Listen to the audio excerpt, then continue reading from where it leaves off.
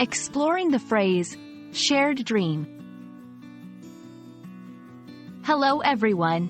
Today, we're diving into an intriguing English phrase, shared dream. This phrase is not just about dreams when we sleep, but it's a metaphor used in various contexts. Let's explore what it means and how you can use it in your conversations. A shared dream refers to a vision, goal, or aspiration that is held in common by a group of people. It goes beyond the literal meaning of dreaming while asleep. It's about hopes and ambitions that are mutual among a group, creating a bond and a common direction.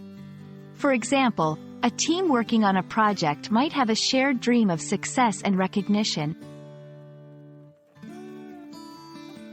To better understand, let's look at some examples. In a company setting, employees might share a dream of making their company the best in its field. In relationships, a couple might have a shared dream of traveling the world together.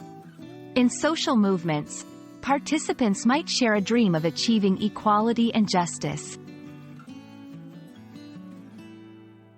You can use this phrase in various ways. To express solidarity, we have a shared dream of a cleaner environment. To motivate, our shared dream of innovation will drive our success. To connect with others, do we have a shared dream that can bring us together?